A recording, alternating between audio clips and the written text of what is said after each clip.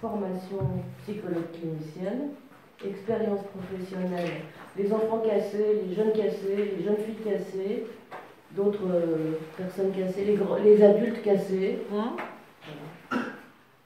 Et puis, elle va nous parler. Elle est actuellement présidente d'APAT. Ça ne va pas durer longtemps, mais ça risque de durer plus qu'elle ne voudrait. L'Assemblée générale est bientôt. Et elle va nous parler d'amour. L'amour véritable. Moi, j'ai inauguré la série en vous parlant de quelqu'un pour qui l'amour était impossible. Et qu'il fallait qu'il trouve autre chose, mais l'amour l'a quand même mis au tournant. Là, elle va nous parler de l'inverse, l'amour véritable chez les enfants et les autres. Oui. Chez les enfants, celui-là fonctionne, non? Voilà. Oui. Alors, l'amour véritable, traduit comme l'amour véritable ou authentique ou réel, c'est une expression que Freud utilise dans un texte dont Daniel nous a parlé la dernière fois, Observation sur l'amour de transfert. J'y viendrai un petit peu plus tard. Je vais donner quelques idées comme ça un peu centrales, enfin, que je vais développer, mais pour essayer de ne pas lire. Et enfin que vous repériez comme ça 2 ou 3 idées qui vont ensuite arriver dans le texte. Quand j'ai repris cette expression d'amour véritable que j'ai reliée à la capacité d'aimer. C'est pas tout à fait la même chose, mais j'ai dans le petit argument parlé de la façon dont la cure analytique met en jeu la capacité d'aimer. Enfin, met en jeu. Elle met au cœur de ses enjeux la capacité d'aimer. Alors, j'ai décidé d'en parler d'abord chez l'enfant, de ce qu'on peut appeler l'amour véritable. Ensuite, dans la cure analytique et la promesse que une cure analytique puisse permettre d'accéder, pour certains, à cette capacité d'un amour véritable. Donc, quelques idées comme ça que je vais développer, c'est que cette capacité d'aimer est liée à la capacité de se séparer de soi, je vais y revenir, et de l'autre, enfin, d'accepter l'altérité en soi et l'autre comme un autre extérieur, faisant partie du monde extérieur. Pas uniquement, on a des objets internes, mais aussi de pouvoir lui donner une existence dans le monde extérieur, le reconnaître. Une autre idée, c'est que la capacité d'aimer est la capacité à lier la tendresse à la sexualité. Et ça, c'est un point que je développerai à la fin et qui m'est cher, c'est cette possibilité, enfin, cette capacité d'aimer est liée d'abord à la possibilité de vivre des émotions, ce qui ne va pas de soi. Et Winnicott disait même qu'on devrait pouvoir vivre toutes les émotions qui sont données à vivre. Voilà, vivre réellement, ça serait, aimer véritablement, ça serait pouvoir reconnaître en soi l'existence d'émotions très déplaisantes, très douloureuses aussi,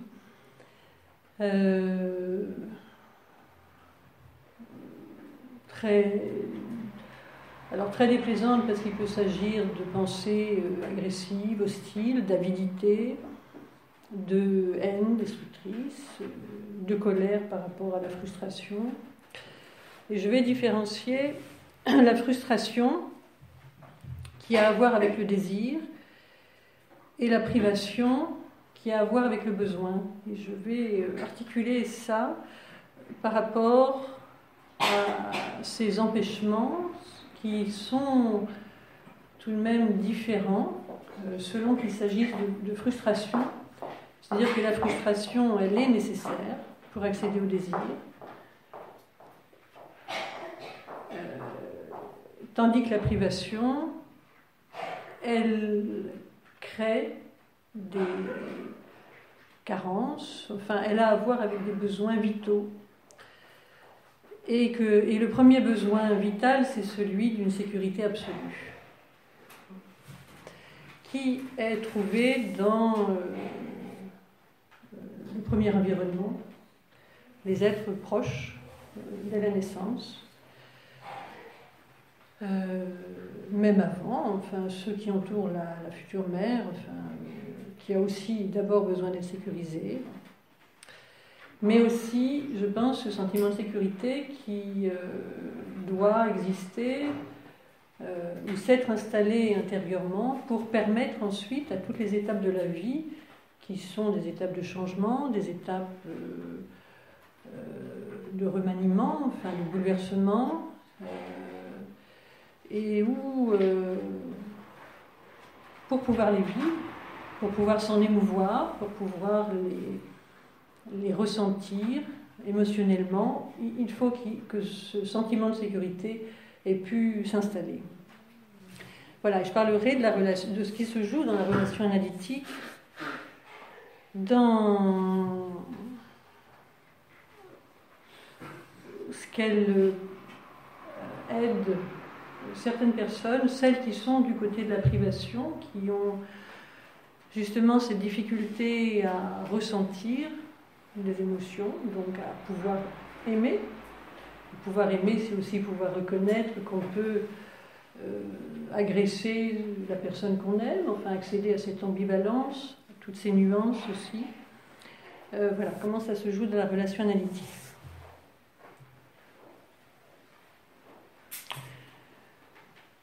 Par rapport à l'enfant, je suis partie d'un récit d'un chagrin d'amour d'un enfant de 2 ans. C'est un récit qui a été fait par une psychanalyste qui s'appelle Hélène Deutsch, qui est née en 1884 et qui a vécu longtemps. Elle est morte en 1982. Et elle écrit... Alors, elle a été analysée par Freud entre 1918 et 1919.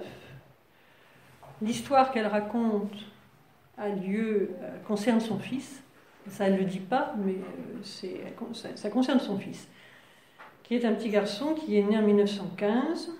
Donc, elle raconte cette histoire du chagrin d'amour de ce petit garçon quand il a 2 ans, en 1917, mais elle le raconte en 1919, c'est-à-dire après qu'elle ait fait ce travail analytique avec Freud. Donc, elle va avoir un regard de mère et d'analyste. Cet enfant, Rudy, alors 1915, il est né en 1915, donc Hélène Deutsch était à ce moment-là psychiatre avant de devenir analyste, et c'est donc la guerre, et elle est appelée comme médecin militaire dans une clinique neurologique où elle va beaucoup s'investir, beaucoup travailler, beaucoup s'absenter, et il y aura une nurse, Paula, qui va s'occuper de ce petit garçon et qui va devenir vraiment une personne centrale pour la vie affective et éducative de cet enfant. Alors, Hélène Deutsch dit cette nurse nourrit Rudy. Elle s'occupe de tous les soins, de ses excrétions, elle satisfait tous ses désirs, dit-elle, précisant, elle s'y entendait parfaitement pour instaurer une exclusivité amoureuse chez le petit Rudy. Personne, à part elle, ne pouvait lui prodiguer ses soins. Donc il y a un lien quand même particulier. Cette nurse investit particulièrement ce petit enfant. Et cette mère est absente, mais reconnaît aussi qu'elle, c'est pas une mère qui dorlote beaucoup, qui voilà, elle donne une affection assez mesurée, sans trop d'effusion, de baisers. Alors, ce qui se passe, c'est que cette nurse, quand il a 2 ans, donc, elle prend congé, sans apparemment le signifier à Rudy. Voilà. Elle part. Et arrive une autre nurse, je ne sais plus comment elle s'appelle, Rosa. Et l'enfant commence à se réveiller la nuit, à appeler sa mère en demandant des câlins, en sanglotant. Bon. Et il commence à devenir indifférent.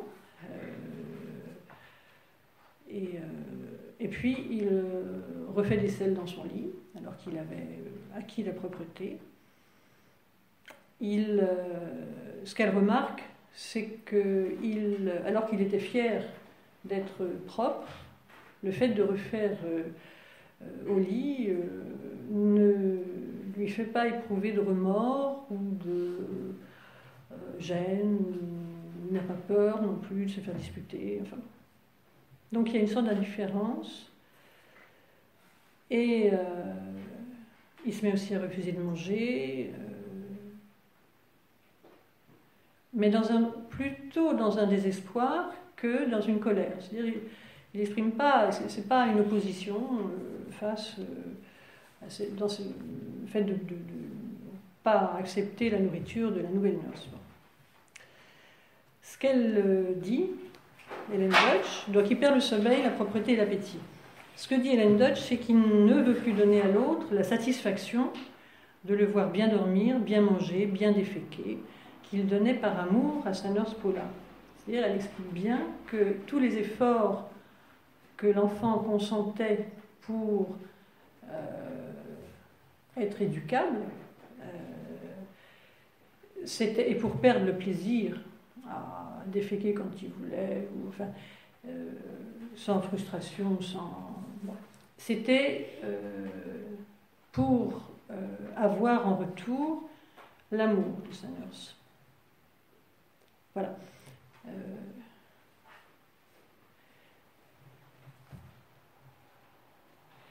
Ça, c'est une première remarque.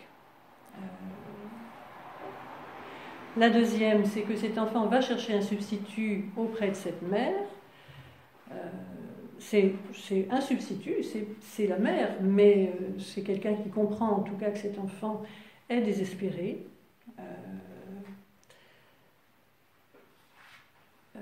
Elle parle d'un vrai chagrin d'amour. Je me suis demandé si on pouvait penser que cet enfant était déprimé à ce moment-là. La question, c'est, par rapport à ce que je disais, c'est que ça donne plutôt l'impression qu'il passe pendant la première période, c'est sur une période très courte, sur 9 jours. Ça va évoluer très vite, mais sur cette première période, en tout cas, il est plutôt indifférent. Il n'est pas particulièrement triste, mais plutôt absent. Et en plus, quand Rosa, de façon un petit peu étonnante, lui dit « Vas-tu pleurer ?» quand Rosa, elle, s'en ira, il répond « Non, Rudy voudrait bien pleurer quand Paula s'en ira. » C'est-à-dire qu'il n'a pas encore intégré le fait que cette première nurse avait disparu, et il aimerait bien pleurer. C'est-à-dire, c'est comme si l'événement n'avait pas encore eu lieu émotionnellement. Que la perte n'est pas représentable pour l'instant. Voilà. Alors, au bout de 5 jours, donc il y a vraiment une intervention très active de la mère qui devient cet objet libidinal de substitution. Et je raconte ce cas parce que ça questionne, enfin, ça me fait faire des liens avec ce qui peut se passer dans une cure analytique et avec la question du transfert. je développerai ça. Donc, au bout de 5 jours, il se remet à dormir et il continue tout de même à refuser la nourriture. Et au bout de 9 jours de séparation, Hélène Deutsch dit qu'il revient à la réalité. Et un changement s'est produit, c'est-à-dire qu'il est même plus sociable, plus tendre, et que ça va être une période où il va commencer à s'ouvrir au monde extérieur. C'est-à-dire que cette relation des 2 premières années était vraiment exclusive,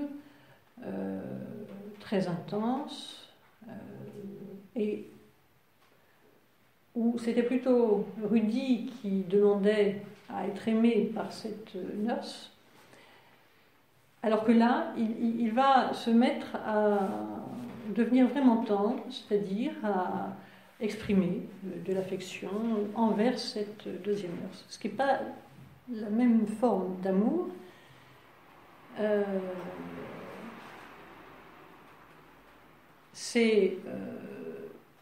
va parler de plus grande responsabilité psychique, c'est-à-dire qu'on a l'impression qu'il a une façon nouvelle de considérer l'autre dans son champ de vie, enfin dans son environnement, et que cette mère analyste va constater cette transformation de ces 2 formes d'amour. Mais c'est bon, même s'il n'était pas, il n'avait que 2 ans d'ailleurs, enfin de 0 à 2 ans, et cette première nurse n'était pas sûrement différenciée encore, mais elle constate quand même que ce chagrin d'amour, en 9 jours, produit un remaniement chez ce petit garçon, le fait grandir, enfin lui permet d'être dans une forme un petit peu plus adaptée, disons, une forme plus tendre.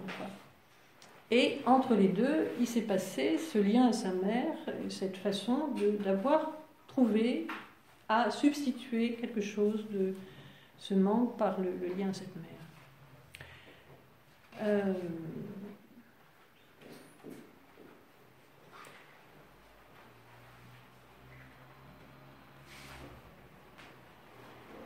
Voilà, c'est un...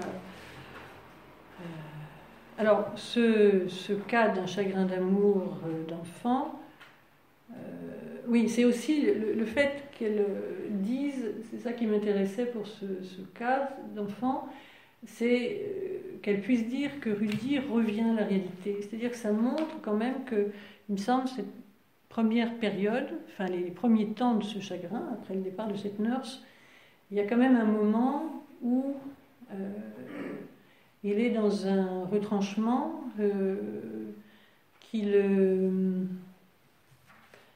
lui fait perdre un contact avec la réalité extérieure.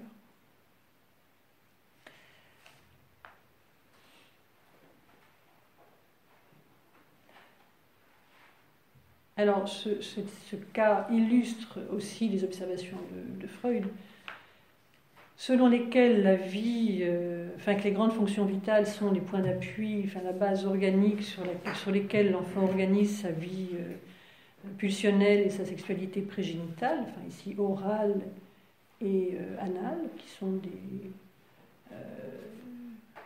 zones de plaisir partiel, plaisir à vivre dans son corps, mais aussi à ressentir des émotions, et c'est aussi le début de la pensée. Tout est lié. Par rapport à la naissance des émotions d'amour, du sentiment de l'amour,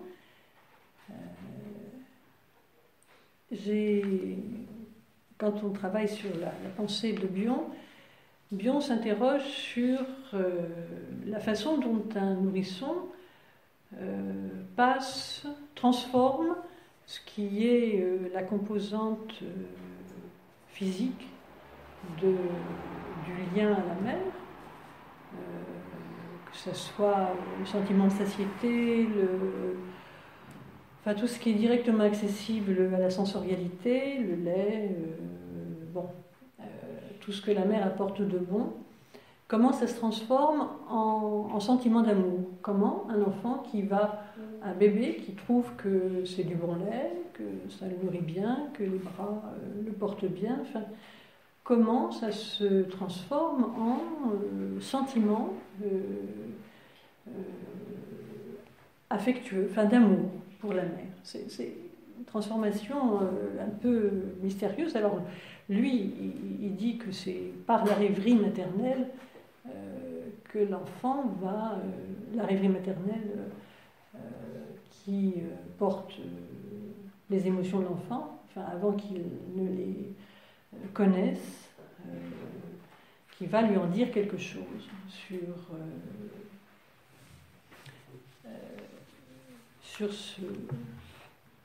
ce qu'il ressent. Il donne l'exemple je trouve très éloquent, de l'amertume, où il dit que le lait, par exemple, peut être amer. Une mère angoissée peut produire un lait qui aura de l'amertume, par exemple. Et que c'est bien une transformation qui va faire que plus tard, le sentiment de l'amertume sera ressenti. Il y a comme ça des transformations qui mènent au ressenti.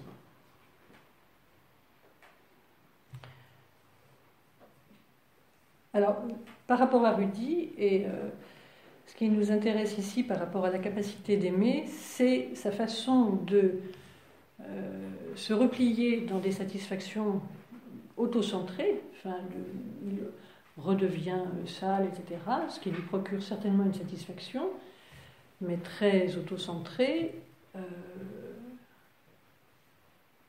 et la capacité à pouvoir pleurer, à pouvoir ressentir la tristesse. On peut se demander si personne n'était intervenu là, ou si on avait considéré les choses, si la nouvelle nurse plutôt pas gratifiée de cet enfant qui la rejetait, qui ne voulait pas lui faire plaisir, le plaisir de manger sa nourriture, etc.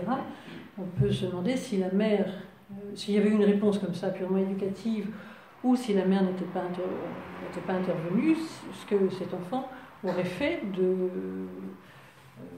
ce retrait, enfin s'il aurait pu de lui-même revenir vers le monde,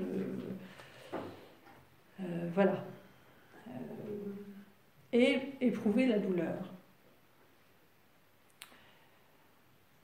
Parce que il me semble là qu'il y a vraiment, pendant les premiers jours de repli, il y a un vide qu'il ne peut pas nommer, qu'il ne peut pas situer dans le temps, puisque Paula va partir un jour et pourra pleurer, comme s'il fallait répéter la situation pour enfin la vivre émotionnellement, et qu'il y a aussi une rupture de continuité vraiment là dans le tissage pulsionnel qui était en train de se nouer et qui sera perdu, qui pourrait être perdu à jamais, sauf que cette mère vient et l'aide à... Enfin, comprend, ressent ce qu'il ne peut pas ressentir. C'est pour ça que je parle de ce cas, parce que ça sera aussi dans la place de l'analyste, quelque chose qui peut être convoqué.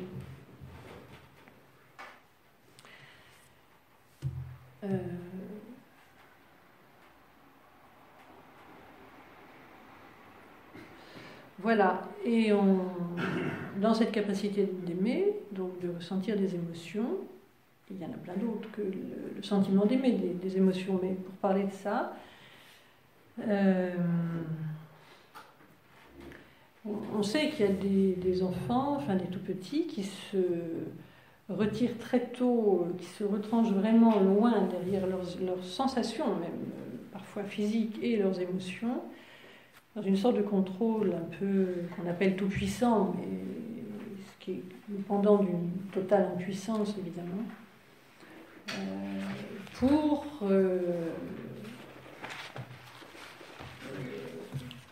se retirer aussi du monde quand il est trop instable. Enfin, cette nurse, elle part sans lui dire, il y a quand même là quelque chose qui n'est pas nommé, qui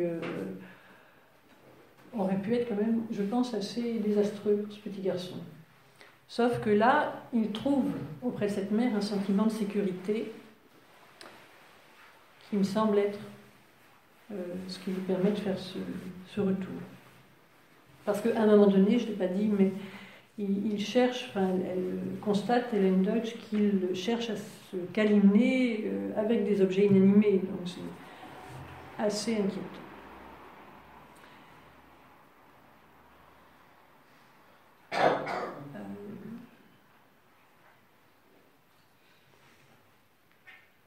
Donc, c'est tout ça pour dire que c'est un petit garçon qui vit vraiment ce qu'il a à vivre, qui passe par une gamme émotionnelle très intense, qu'il vit véritablement ce qui lui arrive.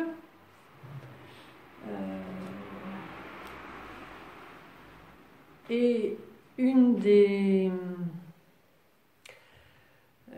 par rapport à ce retour dans quelque chose d'assez autocentré, puis ce retour vers l'autre, ça évoque ce que Freud a posé comme définition de l'amour réel heureux, entre d'une part l'égoïsme qui consisterait à se prendre soi-même comme son propre objet d'amour,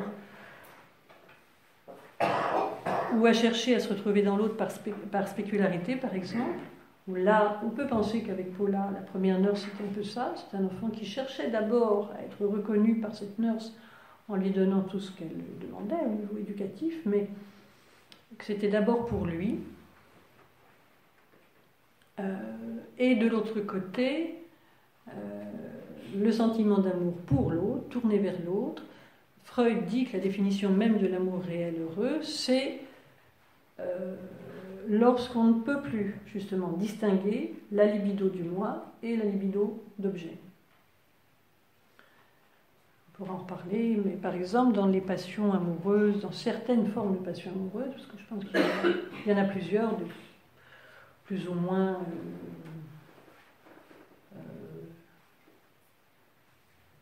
douloureuses ou vivantes, mais dans certaines passions amoureuses, quand elles ne sont pas harmonieuses, l'objet aimé est surestimé et le moi rabaissé dans une soumission à l'autre. Donc là, c'est le pôle de l'autre, de l'objet extérieur qui fait disparaître le moi, l'amour pour soi. Ça, c'est une première chose, donc, de cet amour réel, dans cette définition, ne plus pouvoir distinguer, être dans une harmonisation de la libido du moi et de la libido de l'objet. L'autre aspect, et Rudy nous aide un peu à l'illustrer, je lui fais dire beaucoup de choses à Rudy, mais c'est... on voit chez cet enfant un amour qui devient plus tendre,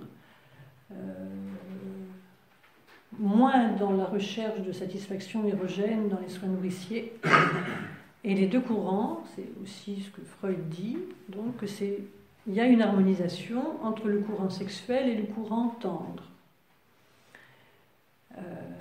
Harmonisation ne veut pas dire qu'ils vont être confondus. Le désir doit garder sa dimension sexualisée, parce que si il y a effacement du sexuel, et je crois qu'il y a certaines formes de passion qui sont désexualisées, qui sont plus des passions pour le désir de désirer, pour exister dans le fait d'être toujours dans le désir, mais c'est pas forcément quelque chose de sexualisé. Il me semble quelque chose qui a un enjeu plus, je dirais plus justement narcissique, de pouvoir être compté pour quelqu'un ou être dans le sentiment de vivre par ce désir, de se sentir exister, mais voilà, c'est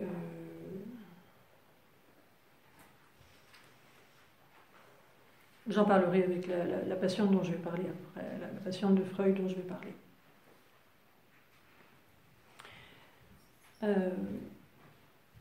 L'autre enseignement, il me semble que Rudy nous apporte par rapport à la capacité d'aimer, c'est, évidemment, c'est un tout petit garçon, donc il faut aussi tenir compte du fait qu'il n'est pas encore dans une structure psychique stable. Mais tout de même, ce qui se passe modifie son monde psychique et montre que, par extension, quand même, qu'être dans cette capacité d'aimer et de se laisser aimer, ça suppose de pouvoir se laisser déstabiliser, enfin, de pouvoir supporter des moments de désintégration, quelque chose qui constitue le sentiment d'être soi, les repères qu'on s'est créés par rapport à certaines valeurs, certaines images qui s'appuient sur les images des premiers objets d'amour, enfin, bon, et que ça demande beaucoup d'énergie à remanier, enfin, à se laisser déstructurer. Et là encore, je pense que ça suffit, enfin, que ça suppose qu'il y ait eu très tôt dans l'existence une sécurité dans le lien à l'autre,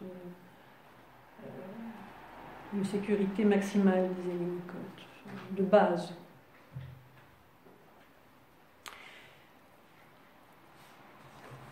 Ce cas d'enfant, parce que j'avais aussi un peu réfléchi à la façon dont les enfants parlent de l'amour qu'ils portent à leurs parents, enfin ce qu'on en voit, et aussi ce que les adultes nous racontent de ce dont ils se souviennent, de la façon dont ils aimaient leurs parents, aussi tel que ça apparaît dans évidemment des constructions, des reconstructions, dans des rêves, mais enfin, ça m'a fait dire que par rapport à ce petit garçon, que les manifestations d'amour des enfants envers leurs premiers adultes sont vraiment très sérieuses. Enfin, que c'est très vrai, enfin, que ça fait vraiment vérité pour eux. Tout ce qu'ils construisent, même Freud disait que toutes leurs théories sur l'amour et la sexualité sont des moments de pure vérité pour eux. Et je pense que qu'il faut entendre ça vraiment pleinement.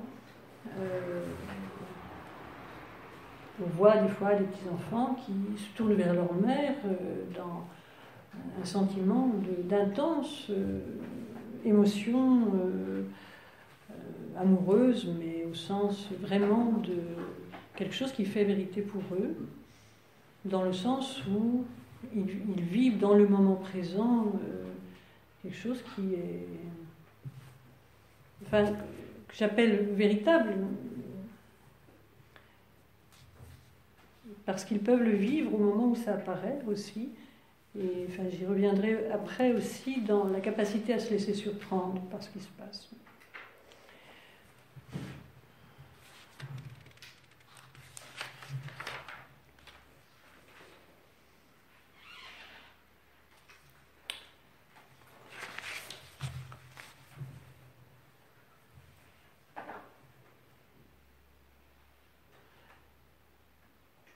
Ce que disait Daniel la dernière fois en reprenant la question du transfert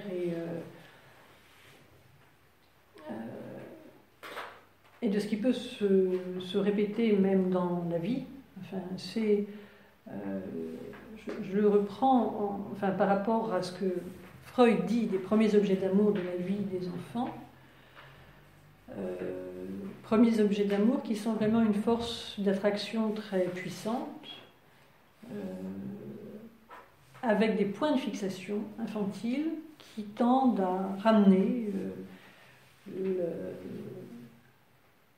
l'enfant vers ses premiers objets, parce qu'aussi il y a eu cette puissance, cette vérité, je crois, pour l'enfant, dans ce qu'il a vécu. et qu'on ne quitte pas ce qui a fait vérité comme ça. Bien sûr, il y a eu la question de la satisfaction de désirs, les rivalités, les amours édipiennes, etc. Mais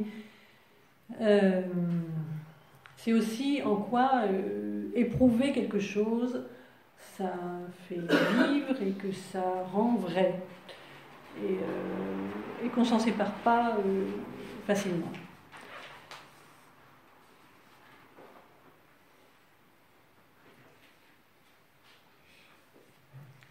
Donc, il a décrit toutes les solutions que la vie psychique invente pour faire face avec la frustration, puisque les premiers objets d'amour s'éloignent, déçoivent, frustrent, ramènent à une réalité qui est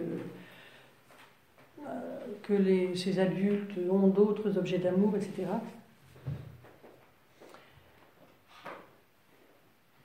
Et que la vie psychique s'arrange donc avec ça en créant parfois des symptômes, qu'on appelle des symptômes névrotiques,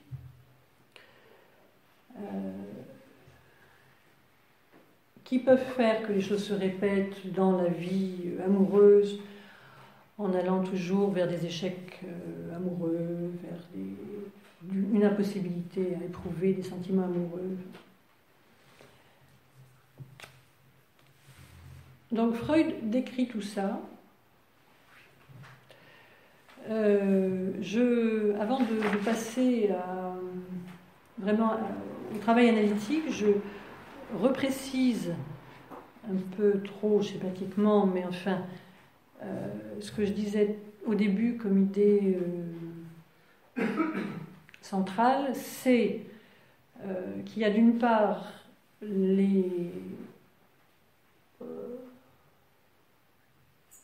la difficulté à se séparer pour pouvoir aimer d'une façon pas trop névrotique, pas trop névrosée, parce que névrotique c'est une structure et on l'est, mais pour pouvoir aimer d'une façon pas trop symptomatique, il faut se séparer de l'objet d'amour qui a apporté une expérience émotionnelle d'amour intense, confondu parfois avec le désir et le plaisir sexualisé. Pour vous dire, je crois qu'au début tout était mélangé. Enfin, ça suppose de pouvoir vivre émotionnellement l'épreuve de séparation et reconnaître l'objet dans son absence, comme existant aussi encore dans la réalité extérieure. Mais ça peut être très douloureux. Il y a vraiment des chagrins d'amour. Enfin, des enfants qui racontent, et aujourd'hui avec les couples qui se séparent, et la maman qui a un nouvel amoureux, mais ce sont des déchirements. La terre s'arrête de tourner quand ils tombent sur cette réalité qu'ils ne peuvent plus ne plus voir, d'un baiser. C'est un moment qui peut être très désastreux, enfin très... qui les mettent hors du monde, enfin hors de ce qu'ils avaient construit dans leur vérité d'amour envers leur mère ou leur père.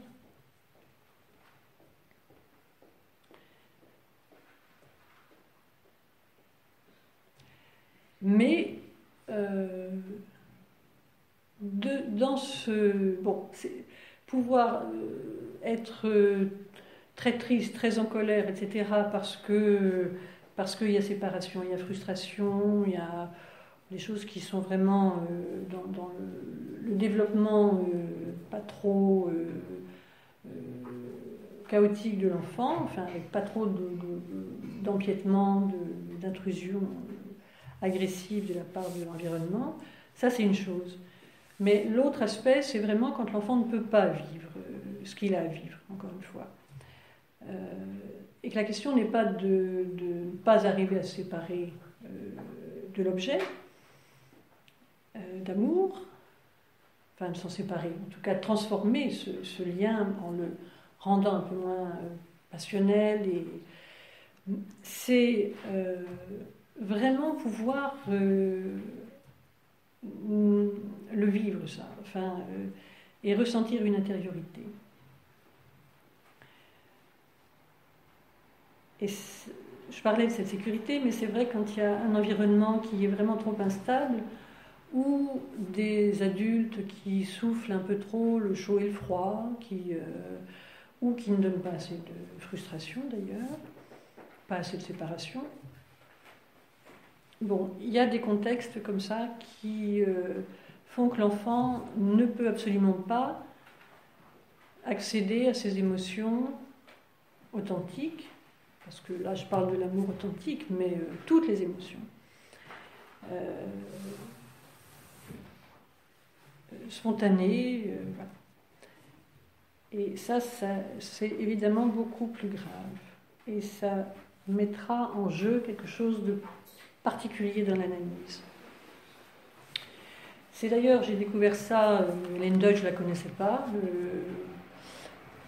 J'ai découvert que c'est elle qui a inventé le concept de personnalité asif, qu'on appelle personnalité asif comme si, qui est un petit peu différente de la personnalité en Fusel de Winnicott. Mais en tout cas, ce sont des gens, elle appelait ça la pseudologie, c'est-à-dire des gens qui vivent à côté de leur vie parce qu'ils ne peuvent pas s'émouvoir, ils ne peuvent pas se laisser surprendre par leurs émotions, donc par la vie.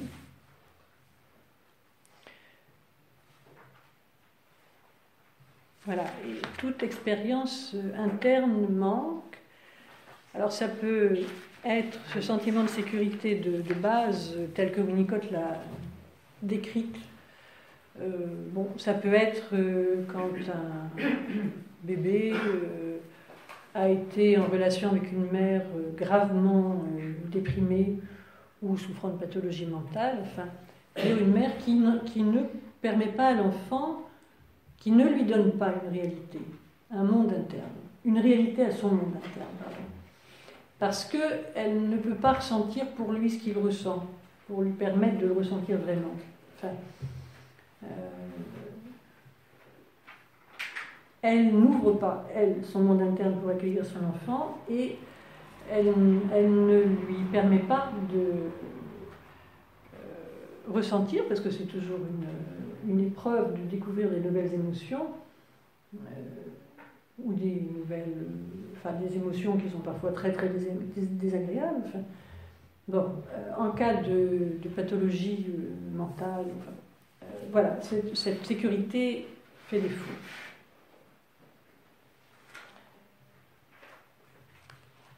Et encore une fois, Rudy, là, peut faire cette expérience du chagrin d'amour par l'intervention de cette substitut libidinal occupé par cette mère.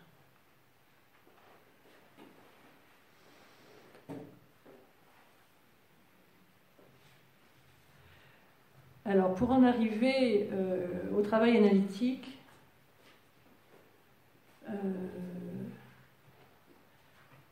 je reprends 3 mouvements que Freud a décrits. Le premier qui ne parle pas de l'analyse, qui ne parle pas de ce qui se passe dans l'analyse, qui est antérieur, qui est ce mouvement qui transforme, dont j'en ai parlé tout à l'heure, les amours infantiles en névroses infantiles, en symptômes de différentes natures, plus ou moins validants, issus de cette part qui est restée fixée à ses premiers objets de désir, incapable de monter vers des niveaux de plus grande responsabilité psychique, entre autres de pouvoir se séparer. Le deuxième mouvement qui se passe si la personne fait une démarche en analyse, c'est un mouvement qui va transformer cette névrose infantile, ces symptômes qui se sont construits et qui sont très utiles, évidemment, pour tenir bon, mais faire cette démarche en analyse, c'est quelque chose qui va faire passer la névrose infantile en ce qu'il appelle la névrose de transfert. et dont le travail thérapeutique va guérir le patient, dit-il. Cet amour de transfert, dont Daniel en a parlé, il est précipité par le fait que l'analyste vient susciter un nouvel espoir libidinal. Il semble que cette mère a eu un peu ce rôle-là. On pourrait presque dire que c'est une cure express en 9 jours. Mais Freud s'étonnait encore à la fin de sa carrière de cette chose étonnante qui consiste pour l'analysant à incarner dans son analyste réel, enfin, la personne de l'analyste, un personnage intériorisé du passé.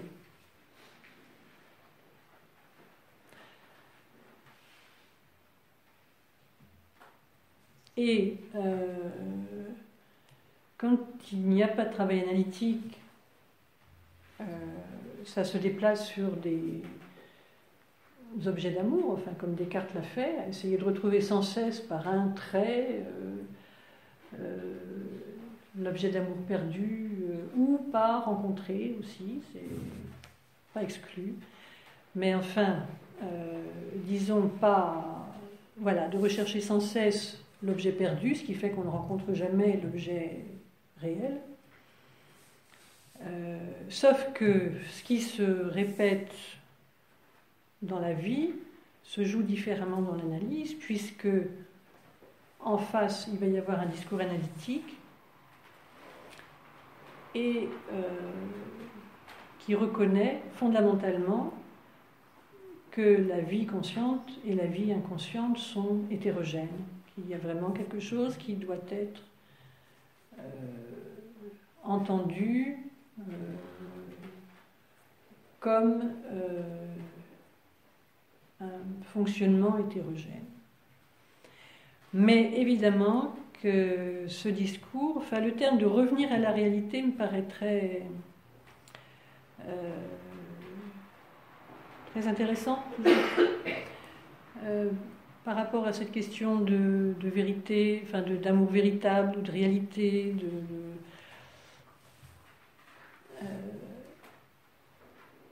d'être dans vivre ce qui est à vivre dans le présent.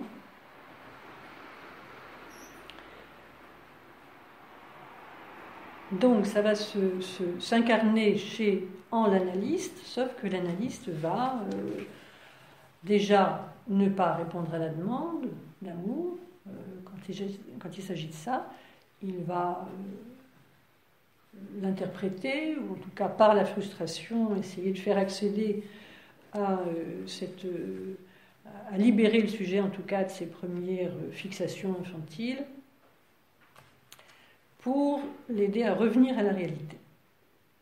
On pourrait aussi se dire, comme exemple de répétition, je me suis dit que si cet enfant n'avait pas eu cette sécurité affective auprès de cette mère qui semble avoir fait un retour quand même, un rapprochement, enfin, on pourrait penser que si Rudy avait fait une analyse adulte, peut-être qu'il en a fait une d'ailleurs, il aurait tenté de répéter la séparation brutale en mettant l'analyste à bout pour que, par exemple, que l'analyste ne veuille plus le recevoir. Enfin, c'est un exemple de répétition. Sans cesse rejouer ce qui a été soit très bon, soit très mauvais à vivre, mais en tout cas quelque chose qui, encore une fois, a fait vérité.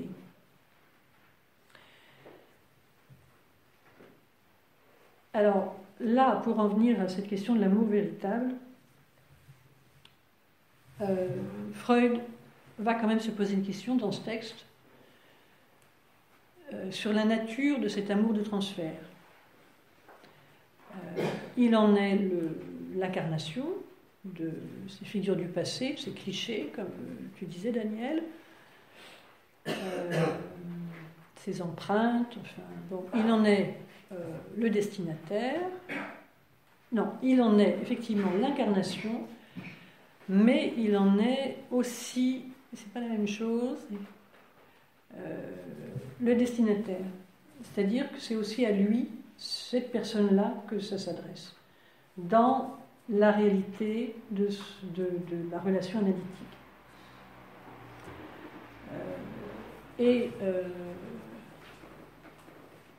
Quand il dit que c'est un nouvel espoir libidinal, d'une part, on peut se dire, oui, c'est retrouver quelque chose de perdu, mais c'est aussi vivre quelque chose de nouveau, parce que c'est un espoir, il en parle comme un espoir, et que c'est pouvoir fabriquer de l'actuel, du nouveau, enfin, que ça soit un événement qui se passe là et qui ne soit pas une réédition de choses passées.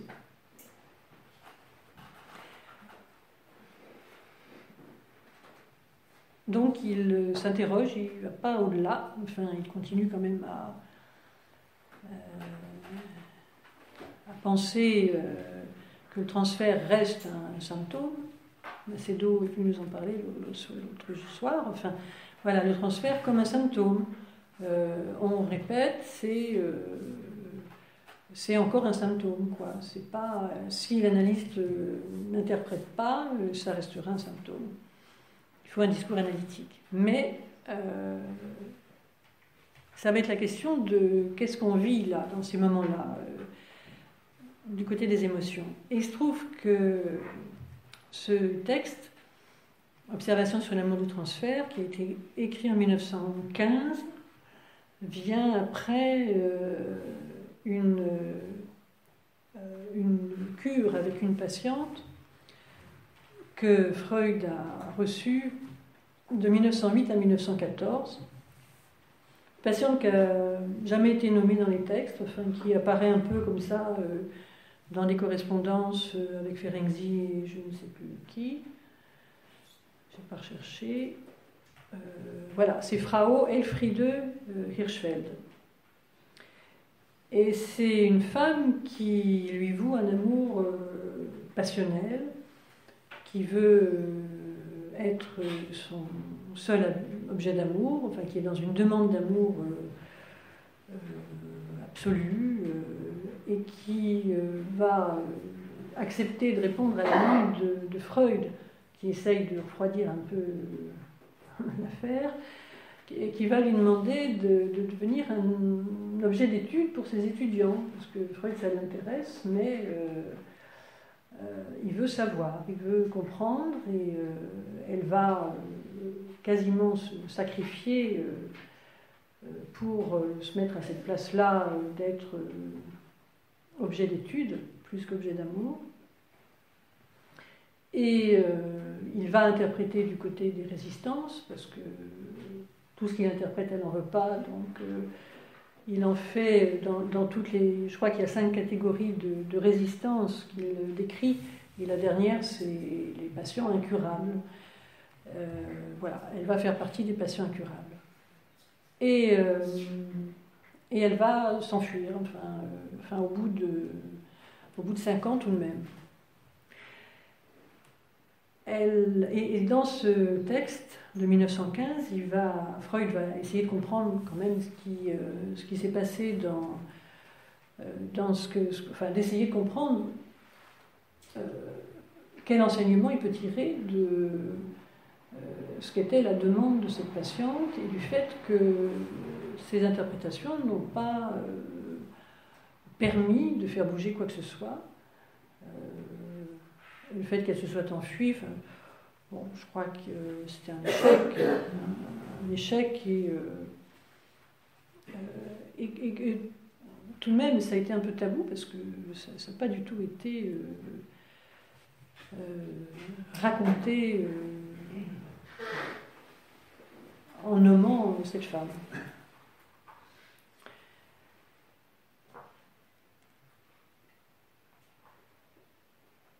Alors, dans ce texte, justement, par rapport à ces questionnements, Freud dit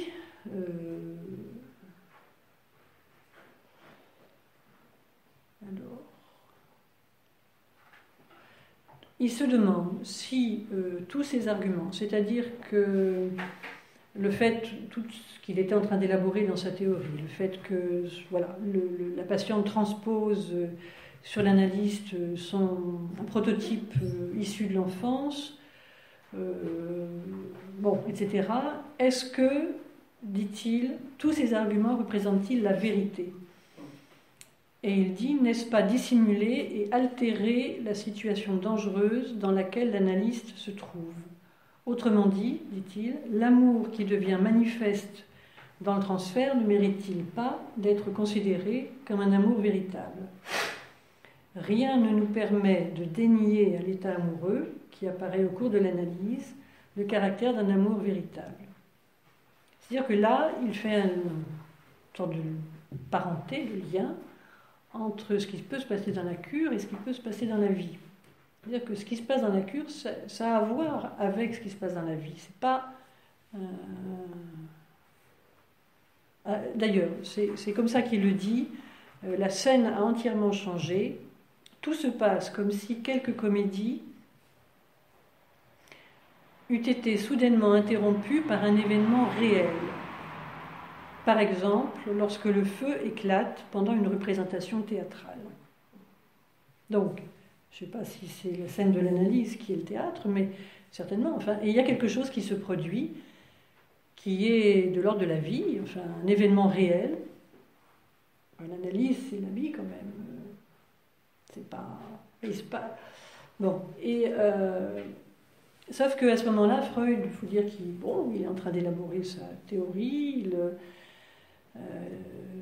du transfert, enfin, et de la technique, comment l'analyste fait avec ses demandes affectives, la frustration. Il est en plein, je crois, dans cette technique active, c'est-à-dire il faut frustrer le patient pour qu'il dépasse ses fixations infantiles. Mais il insiste un peu trop sur les résistances, sur tout ce qui fait obstacle, et il reste dans cette impasse, c'est-à-dire il ne peut pas ne pas répondre à la demande et il ne peut pas y répondre, quoi. Et la patiente part, évidemment. C'est des choses qui arrivent souvent, ça.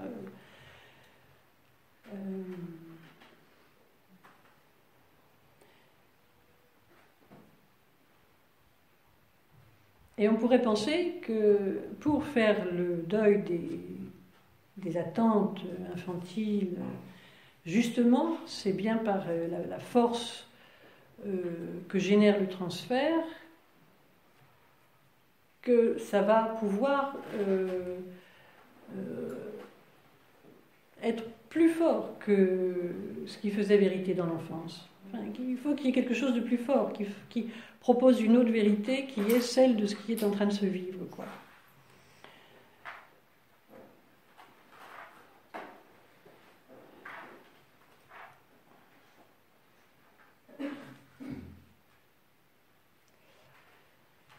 Et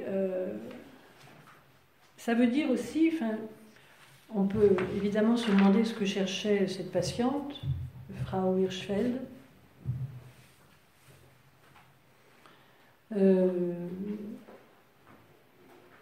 Ce qu'on peut supposer en tout cas que c'est que là il ne s'agissait pas d'interpréter la vérité sur son histoire infantile, enfin en tout cas qu'il y avait quelque chose qui laissait entendre qu'il y avait des troubles assez graves dans sa personnalité, et que derrière cette passion il y avait peut-être une incapacité d'aimer. C'est un peu ce que je disais de la passion comme désir de désir, enfin, pour se sentir exister, quelque chose qui était finalement, je ne sais pas si c'était tellement sexualisé, autant que ça, et que c'était peut-être un en deçà de cette question de la différence des sexes, et bon, que c'était peut-être une attente pour vivre une expérience qui était d'aller chercher l'autre, enfin, ou de le trouver, de rencontrer quelqu'un, pour compter pour cet autre, pour qu'il y ait un lien avant relation, enfin en tout cas quelque chose qui, avant qu'il y ait de la parole, enfin d'abord se sentir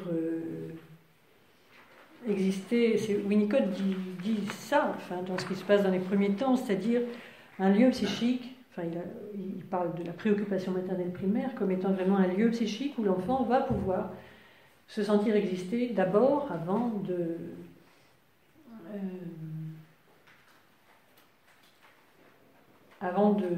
de trouver un lieu en lui pour exister.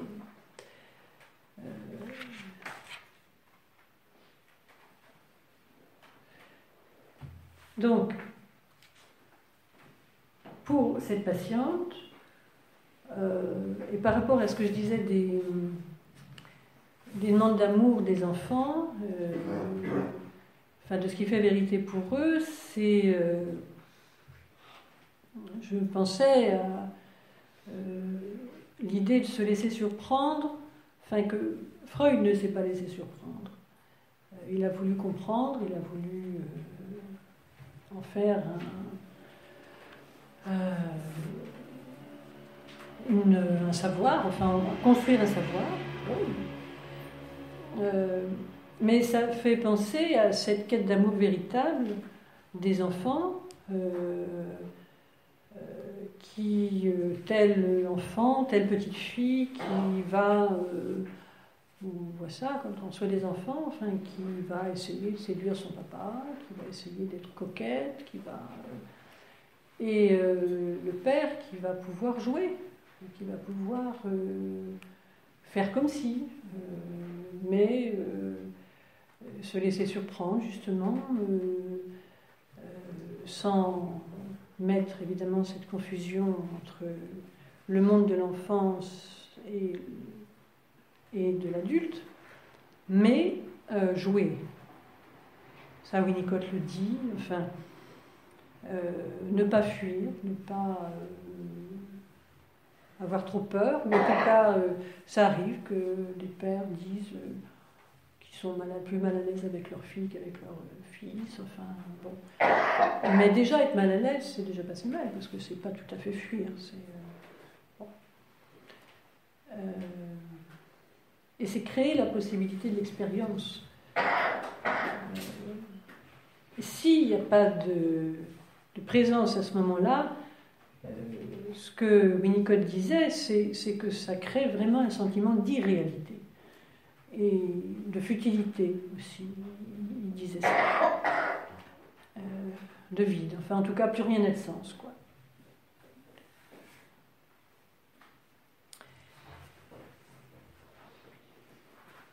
Alors, pour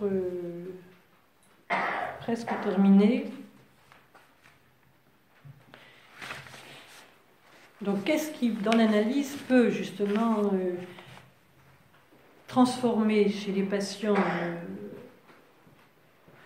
qui ont cette incapacité d'aimer, dans le sens où ils ne peuvent pas établir une relation à l'autre parce qu'il y a eu des désillusions très anciennes, ou des réponses inadéquates, ou des parents qui se sont enfuis, aussi parce qu'ils ont une histoire infantile, évidemment, et que ça peut être impossible d'y être un peu reconvoqué. L'enfant reconvoque l'infantile chez le parent. Freud dit « Un solide égoïsme préserve de la maladie ». Je rajoute, c'est-à-dire de la douleur d'aimer. De la douleur d'aimer, c'est ça la maladie, et de ses frustrations. Donc un solide égoïsme préserve de la maladie, mais à la fin, l'on doit se mettre à aimer pour ne pas tomber malade. Et l'on doit tomber malade lorsqu'on ne peut pas aimer par suite de frustration. Je relis cette phrase parce qu'elle est riche. Un solide égoïsme préserve de la maladie, mais à la fin, l'on doit se mettre à aimer pour ne pas tomber malade, et l'on doit tomber malade lorsqu'on ne peut pas aimer par suite de frustration. Donc là, il me semble qu'on passe de la question du pourquoi, c'est-à-dire qu'est-ce qui nous pousse à répéter, à celle du comment, c'est-à-dire comment on s'ouvre ou non à la présence en soi d'une possibilité de vie amoureuse. La maladie, donc si on suit un peu la logique de Freud, la maladie, la pire, donc, c'est celle de ne pas pouvoir tomber malade d'amour. C'est une résistance à l'amour, en tant que l'amour amène forcément des choses compliquées. Comme je disais tout à l'heure, enfin aussi ça bouscule toutes les représentations qu'on s'était faites avant, toutes les attentes, enfin ça ne correspond jamais aux attentes d'ailleurs. Ça surgit et ça rend fou. Et donc ne pas pouvoir tomber malade d'amour, c'est être très très malade. Et c'est ce qui fait dire aussi à Freud que l'envers de l'amour n'est pas la haine, mais la folie. La folie. Et j'ajouterais que la folie, c'est la haine des émotions. Ça m'aide à penser, en tout cas, à dire les choses comme ça. Que quand on ne peut pas vivre les émotions, quand on les haït,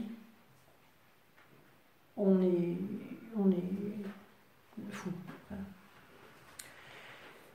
Et c'est là où cet amour de transfert, enfin ce que l'analysant va transférer, cette demande d'amour qui est transférée sur la personne de l'analyste, c'est là que pour certains patients, ça va vraiment avoir une valeur inaugurale, enfin quelque chose qui va être une première expérience et qui ne va pas pouvoir être vécu comme une expérience de frustration, mais vraiment comme une première relation émotionnelle, de part et d'autre. Dans un cadre aménagé, évidemment, par l'analyste. Et j'ai cette image que j'avais déjà évoquée, je ne sais plus à quelle intervention, mais de ce qu'on appelle la corde sympathique d'un violon, celle qui réagit quand l'autre est joué, et qu'elle renvoie à l'autre. Elle s'émeut de ce que l'autre joue comme son. Et avec certaines personnes, il faut être à la place de cette corde sympathique, c'est-à-dire que la personne ne peut pas, par elle-même, se ressentir. Voilà. Et qu'il faut soi-même recevoir, devenir l'émotion que le patient ne peut ressentir, la contenir et la restituer au patient. Ça, Bion beaucoup décrit tout ça. Et dans ce sens, le transfert, c'est plus du tout considéré comme un symptôme, enfin, c'est considéré comme ce que le patient cherche comme espoir pour vivre enfin quelque chose. Où l'autre va être là, à une certaine place. Bion s'est beaucoup inspiré, je pense, de ce que Platon fait dire à Socrate dans le Théétète. Il dit « Il n'y a rien qui soit individuellement lui-même et en lui-même, mais tout devient constamment pour un corrélatif. Et de toute façon, le mot « être » est à éliminer. Or, c'est bien forcément en relation avec quelque chose que je deviens être sentant. Il est en effet impossible à un être actuellement sentant d'être sentant sans aucune relation avec insensible. Avec insensible.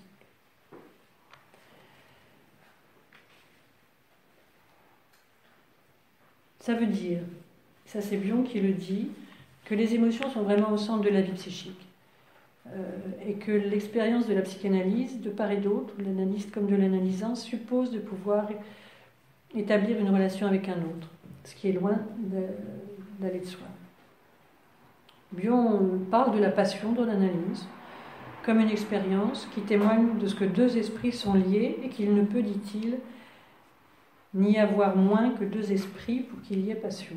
Dans ce sens de la passion analytique, on entend le mot passion autrement que comme folie, mais comme ce que Bion relie à la nature du lien entre mère et enfant, ou entre analyste et analysant. Expérience qui implique des émotions éprouvées avec intensité et chaleur, émotions véritables créant une situation où les deux objets vont vers un enrichissement réciproque et une expérience de compréhension et d'apprentissage. Bion est très sensible, mais il l'a aussi conceptualisé, c'est pas qu'une sensibilité, à cette croissance mutuelle de l'analyste et de l'analysant. L'analyste a une rétribution aussi psychique dans ce qu'il vit en rencontrant le patient. La haine des émotions qui a à voir avec la folie est liée à l'impossible prise de conscience que ces personnes, la mère et au père, etc., lui font éprouver le sentiment d'amour véritable. Que ces personnes-là peuvent s'éloigner, susciter des émotions violentes, douloureuses, d'envie, de manque, etc.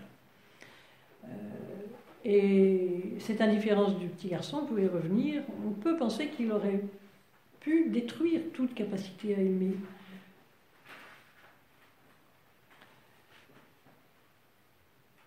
Et que face à ces amours véritables, quand il y a des manques véritables, ça crée vraiment des désastres psychiques. Donc la haine des émotions a à voir avec la folie et avec la mort, puisqu'elle mène évidemment à un appauvrissement du monde intérieur. C'est-à-dire quand on s'est retranché de tout ce qui est émotionnel, donc toujours surprenant, on appauvrit ce monde interne qui contrôle absolument tout ce qu'il peut contrôler.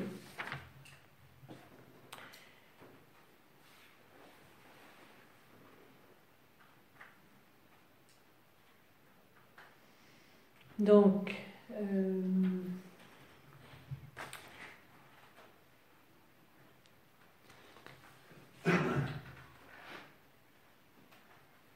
ça suppose donc une certaine disponibilité de l'analyste avec certains patients plus qu'à d'autres, avec d'autres évidemment, mais à ce qui surgit dans le présent, dans l'actuel, dans la temporalité de la cure d'y être, enfin,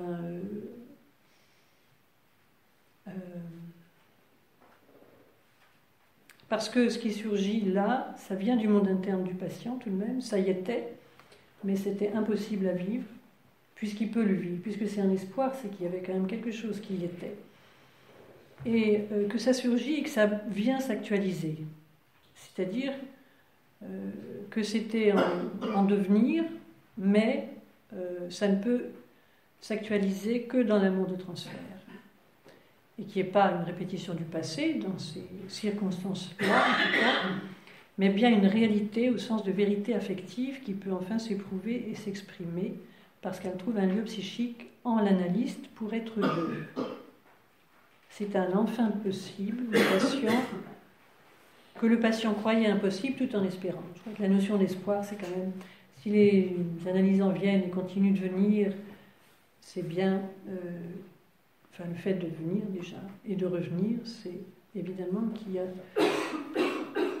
cet espoir de quelque chose dont ils se sentent incapables de le vivre, mais enfin. Et c'est vraiment quelque chose de créatif qui se passe entre l'analyste et l'analysant, parce qu'il y a quand même ce qui est en commun, c'est une passion pour la vie psychique, pour toutes ces énigmes, tout ce qui évolue, toutes ces surprises, dès qu'un rêve apparaît, voilà, il y a quelque chose qui est vraiment partagé et dans une évolution qui est comme une co-naissance, on peut dire ça. Mais c'est pas tellement du champ de la connaissance là, je crois que c'est vraiment du champ de l'advenir et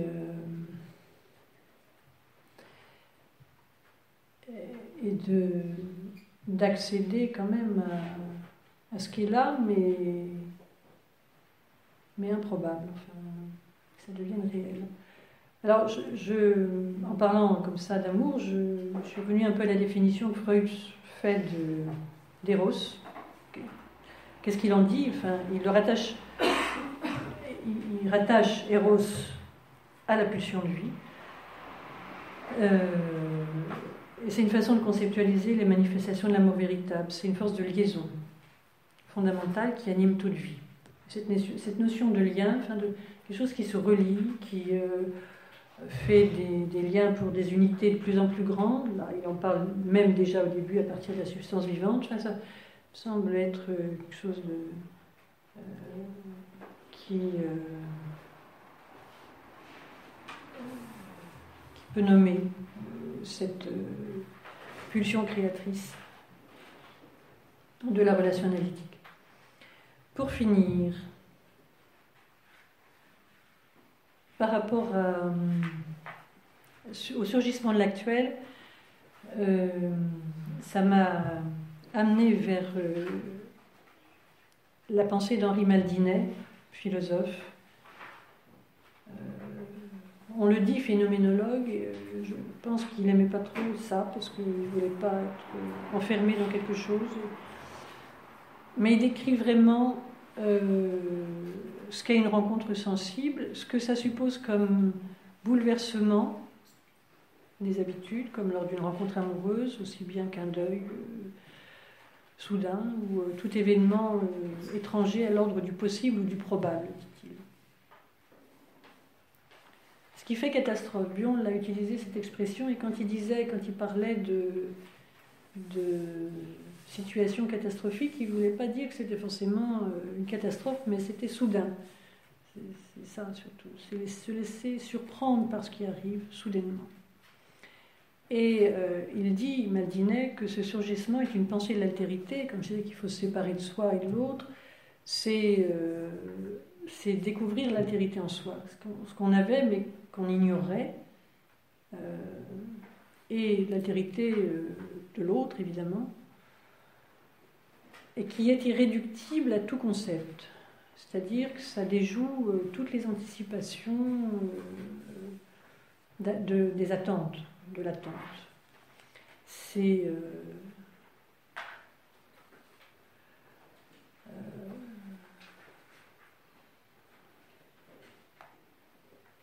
quelque chose qui métamorphose. C'est pas quelque chose qu'on peut attendre, quoi.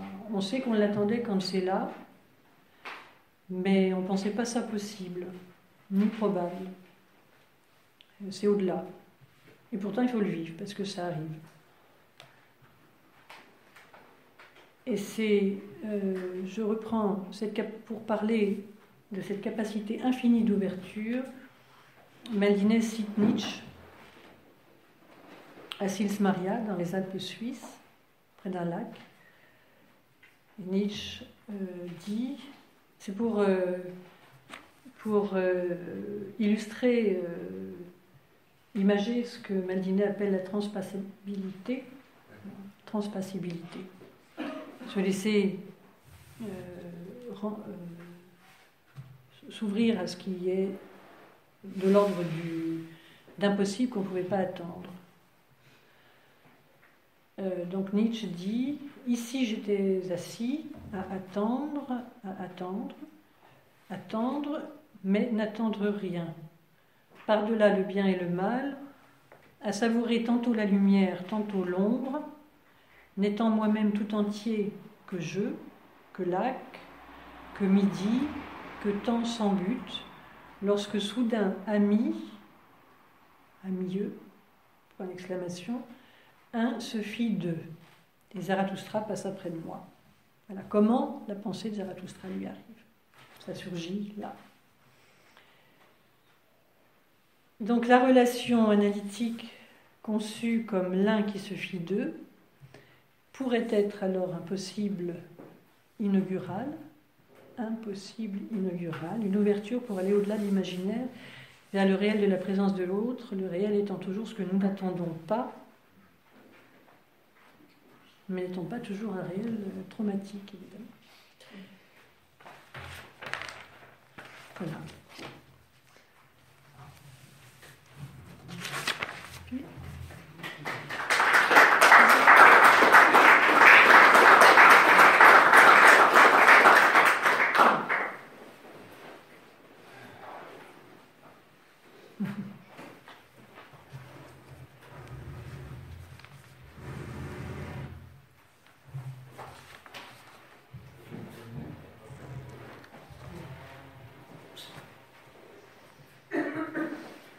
Merci de cette présentation qui ouvre beaucoup de questions, mais on ne sait pas très bien comment finalement prendre la chose. Mais moi, je me suis arrêté sur un aspect où, à un moment donné, tu m'interroges la question de l'amour véritable dans le transfert. Et il me venait au fond des textes auxquels tu faisais référence. Alors, tu l'as pas dit par rapport à il faut être égoïste pour ne pas tomber malade. Je crois que c'est dans Pulsion et descend des pulsions, 1915, contemporain des remarques sur l'amour de transfert. Et il me venait à penser, et je voudrais avoir ton avis sur la question, c'est pas du tout réfléchi, c'est un peu comme ça m'est venu un peu comme ça, que l'amour de transfert est d'emblée et toujours un amour véritable. Mais qu'au fond, quand Freud dit qu'est-ce que c'est que la cure, c'est à la fois la transposition et la transformation d'une névrose infantile en névrose de transfert, mais enfin, il dit c'est la transformation d'une névrose infantile en maladie artificielle. La cure comme, au fond, névrose artificielle. Ce qui n'empêche pas que la nature de l'amour reste un amour véritable, mais que c'est l'objet d'amour, finalement, qui est l'artifice, qui est le levier sur lequel, précisément, l'interprétation peut se faire. Et l'interprétation ne porte pas tellement sur l'amour, sur la nature de l'amour, mais plus sur l'objet d'amour. Alors, voilà, il me venait à penser quand même que l'amour n'est pas discutable. C'est un amour véritable.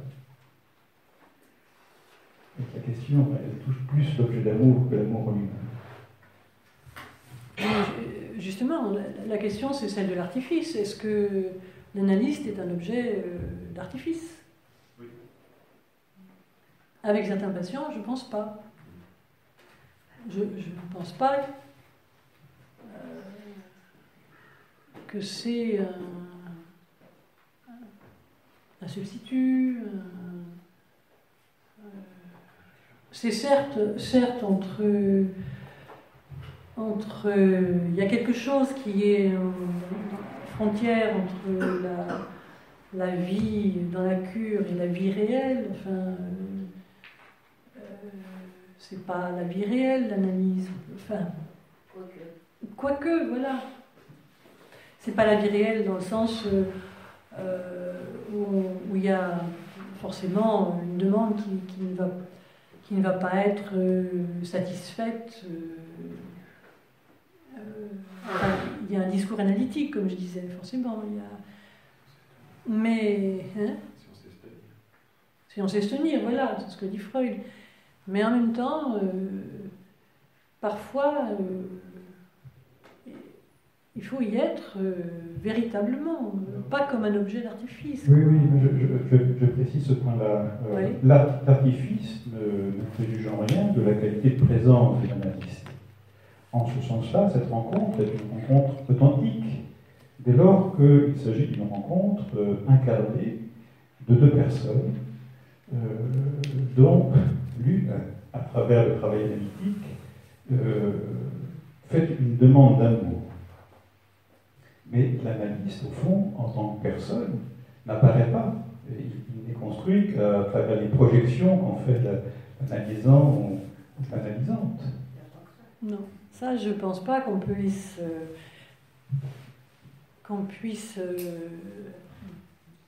faire ce mauvais tour à l'analysant que de lui interpréter tout en termes de projection. Mais non, c'est pas ce que je veux dire. C'est pas ce que je veux dire. Simplement, l'analyste peut être effectivement dans une réalité de présence, c'est-à-dire, au fond, incarner des tas de choses qui peuvent rappeler des traits ou des qualités des objets perdus, abandonnés en cours de route.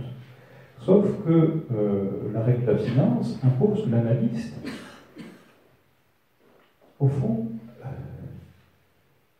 fasse un démenti radical de la demande d'amour qui lui est adressée, pour justement le déporter ailleurs, sur d'autres objets. Et que c'est ce démenti-là qui permet effectivement l'espoir dont tu parles. C'est-à-dire vers quel objet l'amour peut-il se tourner ou se retourner.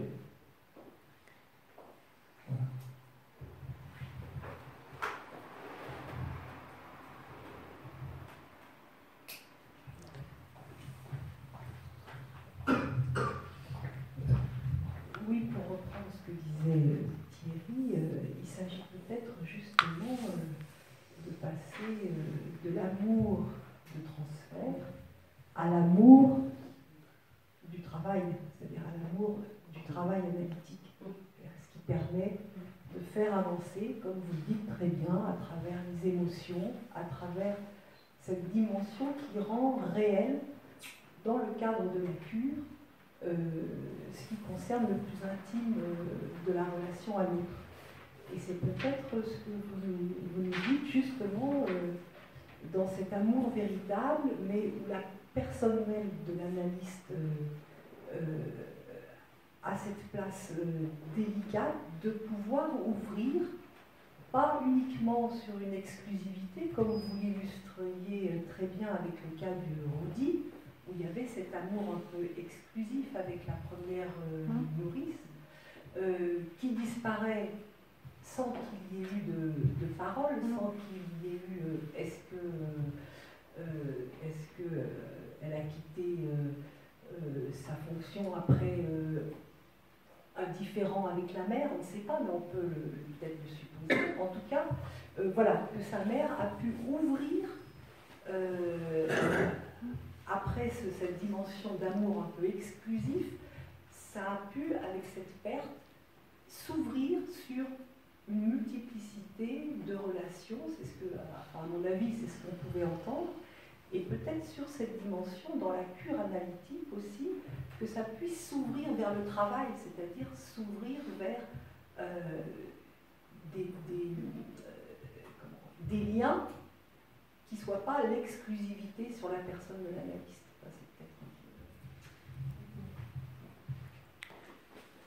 Oui, enfin, que ce soit un travail, mais c'est d'abord que l'analysant revienne, qu'il puisse revenir.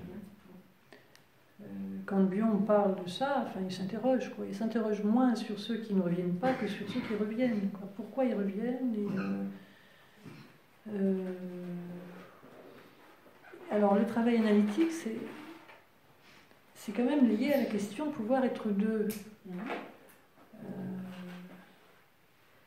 Et d'accepter, parce que dès lors que l'autre, l'analyste, est reconnu comme étant autre, et qui peut faire des liens, qui peut donner du sens, qui peut mener des choses douloureuses à vivre, à penser, enfin bon, évidemment, il y a tout ça dans le travail. Mais c'est d'abord pouvoir prendre, que ça soit ce qui est investi là. Sûrement qu'il y a ce qui s'investit, c'est le travail, c'est le plaisir à créer un nouveau lien. Bon. Mais ça, c'est du côté de la connaissance. Mais là, il parle vraiment de ce qui se passe au niveau des émotions. Enfin, il le met vraiment au cœur de la vie psychique. Et dans l'analyse, c'est pouvoir s'émouvoir, vraiment. C'est en ça que c'est véritable. Oui. Oui. C'est pas que de la pensée. C'est pas que de la pensée, voilà, c'est pas qu'un savoir. On est content quand on comprend un truc, enfin bon. Mais c'est vraiment, il va aller chercher loin parfois les patients avant qu'ils puissent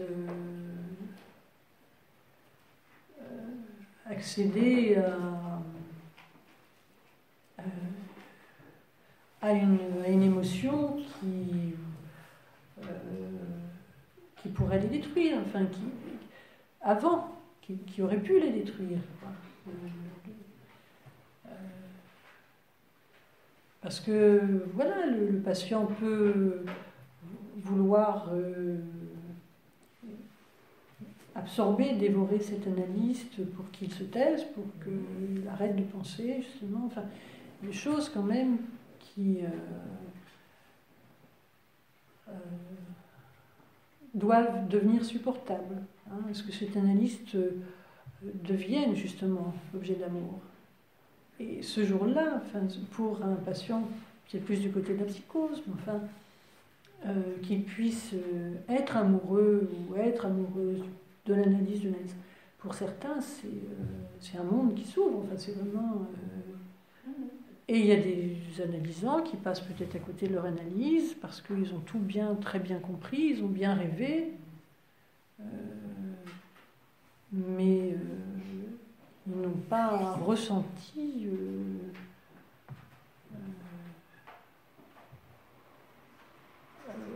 quelque chose qui a à voir avec la personne de l'analyste.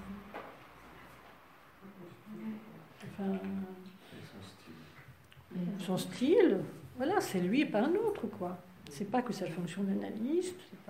Est-ce que je peux me permettre, peut-être, la question que je me pose, en fait, autour de l'amour véritable, le fait d'être capable, enfin, de ressentir des émotions, mais aussi dans le cadre d'un environnement sécurisé, qui est quand même le cabinet. Mais oui. C'est pas, en fait, dans un environnement hostile. Enfin, mais normalement. Oui. Hein, mais c'est ça. Mais ce qui est très intéressant, c'est qu'en même temps, l'analysant paye pour ce cadre sécurisé, il paye son analyse. Alors, je me demande, est-ce qu'on peut parler d'un amour véritable quand il y a un paiement pour service? Est-ce qu'on peut le... Voilà, je pensais, par exemple, voilà, un certain paiement, en fait, contre nature. C'est pas contre nature, c'est contre transaction financière. Il y a bien un paiement. Donc, est-ce qu'on peut parler d'amour véritable quand on paye quelqu'un pour un service? Ça ne peut être un amour véritable que parce qu'on paye, à mon avis. Ah bon? Parce que sinon... Comment servir l'analyste... De quoi il cherche? On ne paye pas son analyste, on lui donne de l'argent. Ah oui, ça change tout. C'est pas pareil. D'accord. Non, donc on ne paye pas son temps, on ne paye pas son savoir. On lui donne quelque chose. C'est... une dette.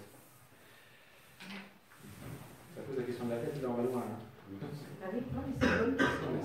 Ça pose la question de la dette, et en fait on paye quelque part pour régler quelque chose qui déborde au niveau de la jouissance.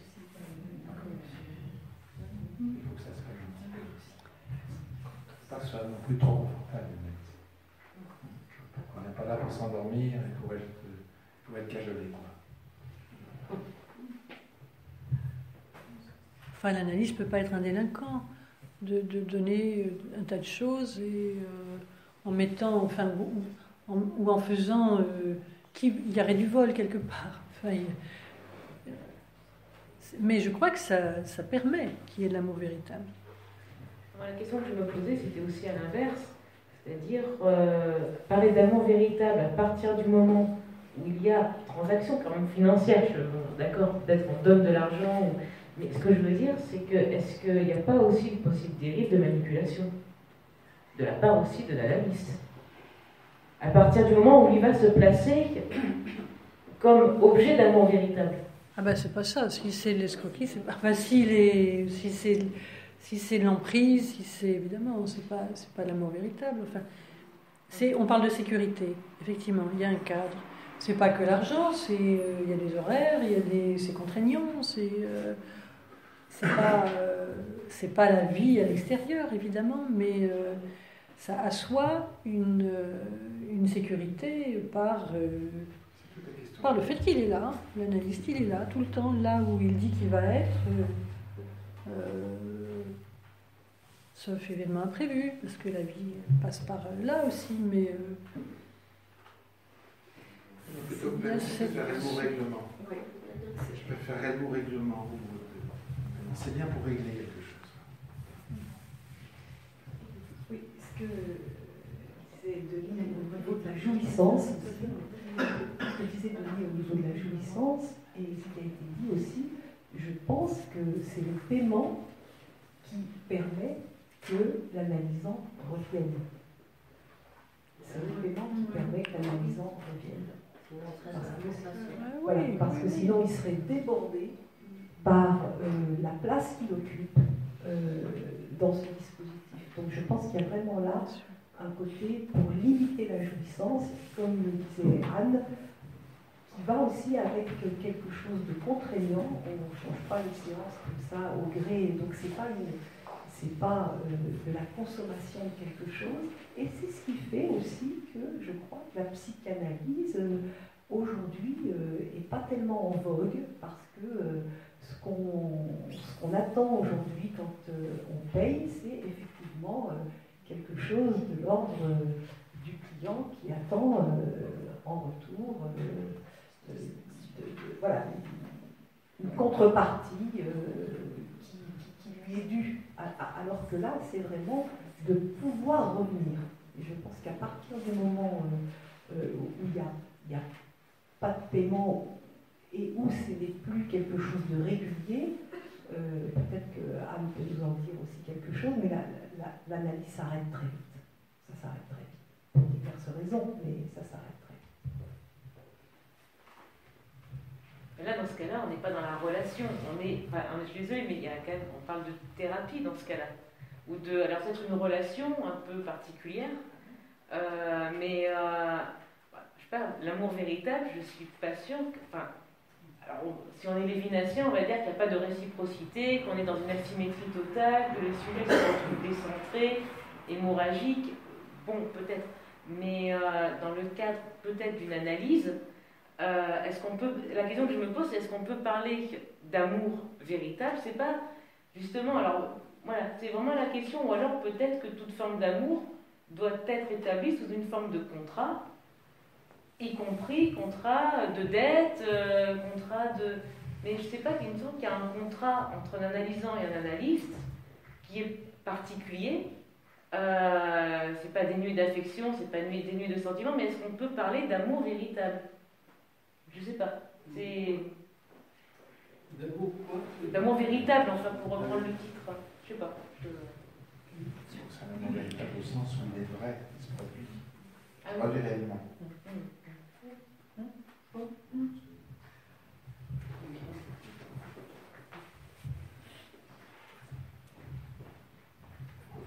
Moi, je voulais revenir sur l'amour de transfert et sur ce que disait Thierry.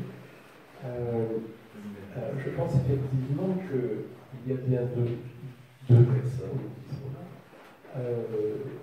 Et il y a une certaine rencontre, mais ça reste parallèle dans la réalité. C'est-à-dire que les deux personnes ne recherchent pas la même chose. Le patient, lui, il recherche à combler un manque. Il manque un objet, il essaie de mettre l'analyste à la place de cet objet. Et donc, c'est son fétiche, son nounours, son nanin, je ne sais pas quoi. C'est ça qu'il recherche. Si l'analyste se laisse mettre à cette place-là, il va avoir beaucoup de difficultés. Alors, qu'est-ce qui fait que le patient peut quand même penser que cet analyste est digne d'amour? Je dirais ce professionnel, c'est à la fois sa disponibilité, c'est pour ça qu'il faut être analysé avant de prétendre analyser les autres, c'est être le plus possible disponible à l'autre et ne pas être embarrassé, parasité par ses propres désirs, par ses propres besoins lorsqu'on écoute l'autre. Et après, c'est une question d'écoute, c'est une question d'empathie. C'est-à-dire d'être capable, non pas de sympathie, il ne s'agit pas d'avoir la même passion que l'autre, ni de compatir, il s'agit simplement de comprendre dans quelle situation est l'autre et de réagir au bon moment sur ce qui est important pour lui.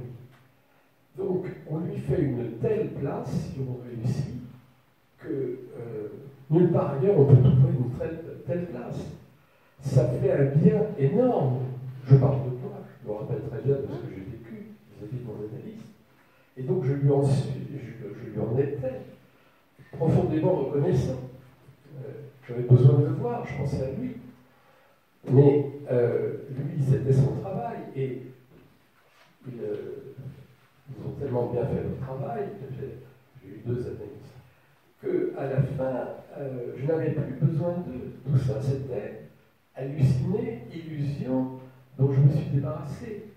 Donc, c'est simplement que c'était des très bons professionnels qui mettaient du leur et qui pouvaient mettre du leur justement parce qu'ils étaient disponibles. Mais ça n'était pas du tout une réponse directe à la demande, c'était juste une réponse de disponibilité. Donc pour moi, voilà, c'est une autre façon d'expliquer ce que tu disais.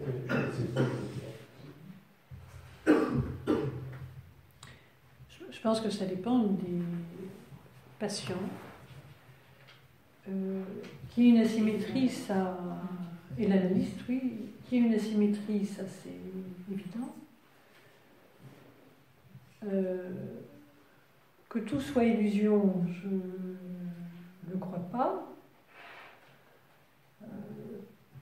Qu'un patient, enfin qu'il s'agisse pour le patient de combler un manque, je ne sais pas, c'est une façon, mais je ne suis pas sûre que ce soit la seule demande. Enfin, ça peut être de vivre, quoi. Ça peut être de se mettre à vivre. Ça peut être de... Mais peut-être que là, quand je parle de ces gens qui sont incapables d'amour dans la vie, je parle de gens qui vont quand même très mal, enfin qui... vas-y. Ben oui, non, mais je parle de ces personnes en faux self, ou enfin de ces gens qui n'ont jamais le sentiment de vivre quelque chose d'authentique. De jamais y être, quoi, d'être toujours à côté. Ils le disent parfois, les gens, être à côté de leur vie, ils vivent, hein, des fois ils s'arrivent, ils font plein de choses, mais ils ne sont pas reliés à leur vie interne, quoi. Donc c'est pas qu'il y a du manque, et qu'ils viennent de combler,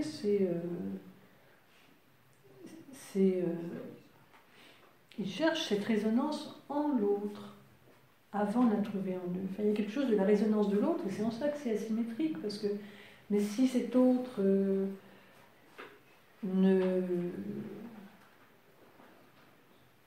Bien sûr, il fait son métier, et d'ailleurs l'argent, ça sert aussi à ça, c'est-à-dire qu'on est dans la réalité. L'analyste, il vit aussi de cet argent. Il en a besoin pour vivre, donc c'est aussi quand même quelque chose de la réalité. Mais cette résonance, c'est faire un métier, bien sûr, mais quand je dis se laisser surprendre, ça arrive ou ça n'arrive pas. Mais en tout cas, ça peut être décisif, ça peut être un moment vraiment de rencontre quand l'analyste ne se défend pas d'être ça, séduit, surpris, enfin, il va le penser pour lui-même, mais enfin, de ne pas faire... J'ai donné cet exemple avec Frau Hirschfeld et Freud, parce que, bon, voilà, mais à ce moment-là, il élaborait sa théorie, c'était compliqué, mais c'est évident qu'il est passé à côté de quelque chose, quand même. Et quand même, cette patiente est partie, enfin... et pourtant, il a interprété, il a été dans sa position d'analyste, il a interprété les résistances, etc. Bon, il a bien travaillé, c'était un bon analyste, Freud. Pas avec toutes les patientes, ou tous les patients, pas avec Ferenczi, pas... Il disait lui-même qu'il n'était pas tellement qu'il y avait des choses intéressantes. Micro, Daniel. Ouais. Micro.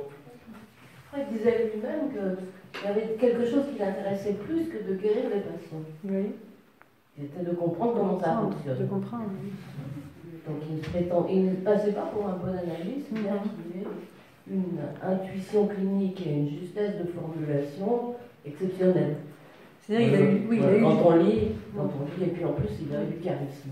Ça tout le monde le dit, il avait une présence telle que quand il était là on ne voyait plus que. Et pourtant c'était un petit bonhomme d'1,5 m.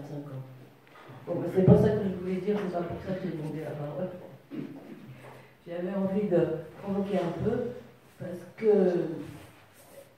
en commençant par dire le vrai, quelque chose de vrai, c'est-à-dire que ce que tu as raconté était très émouvant et avec un bonheur d'expression qu'on ne trouve pas tous les jours. Pour ça, on peut te remercier. Bien que ce ne soit pas du tout ma conception de l'analyse, la façon dont tu en as parlé, c'est pas du tout la façon dont je la comprends. Maintenant, ça ne veut pas dire que l'une de nous deux ait raison. Absolument pas. Mais enfin, la façon. Il y a un moment où on a vu le véritable amour, c'est dans le regard de l'enfant qui regarde sa mère. C'est une demi-phrase. Et j'ai bien envie d'en conclure, éventuellement en rappelant le sage Lariche-Foucault. Il en est du véritable amour comme de l'apparition des esprits. Tout le monde en parle et personne ne l'a jamais vu. Oui, ça tombe comme ça. Mais tu en as parlé comme d'une chose rare. Oui. De la même façon Mais bien que sûr. quelqu'un qui peut ressentir ses émotions, je dirais plutôt reconnaître les émotions qui passent dans son corps, c'est plutôt une exception que la règle.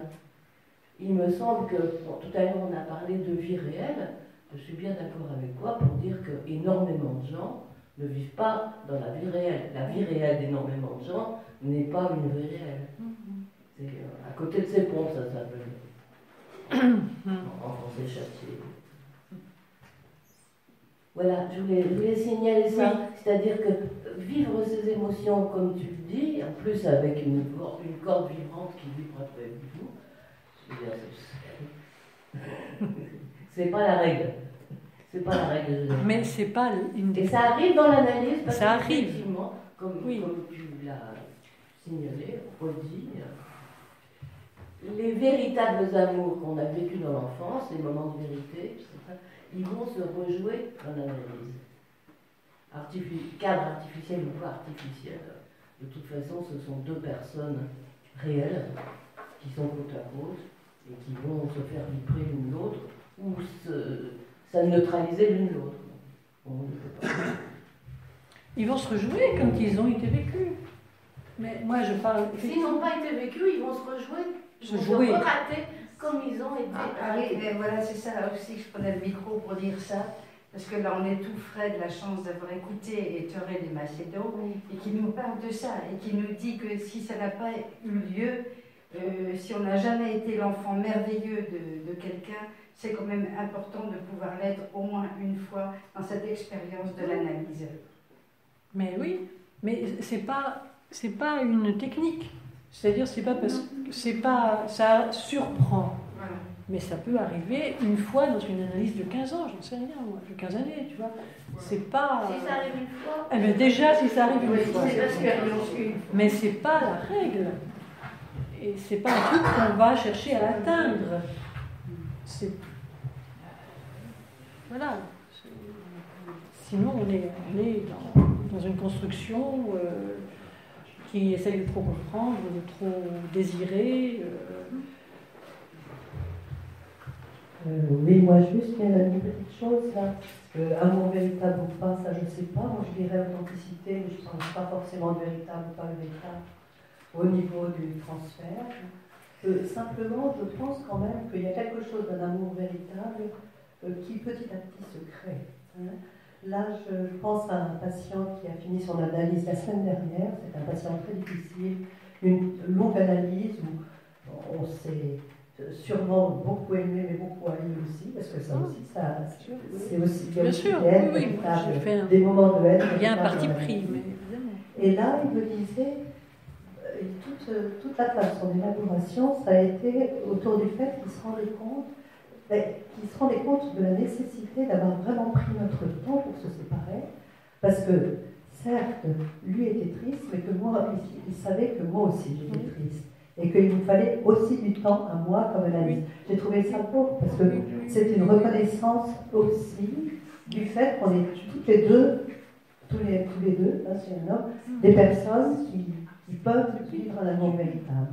Mais je pense que le transfert, là, tu disais, elle disait que le transfert sur la personne de l'analyste, petit à petit, se fait sur le travail, sur l'intérêt pour le travail, etc. Mais je pense pas seulement. C'est aussi sur la reconnaissance de la réalité des sentiments de l'analyste. Je trouve que c'est touchant quand ça arrive. Ça nous semble gage d'une bonne fin. Voilà. Oui.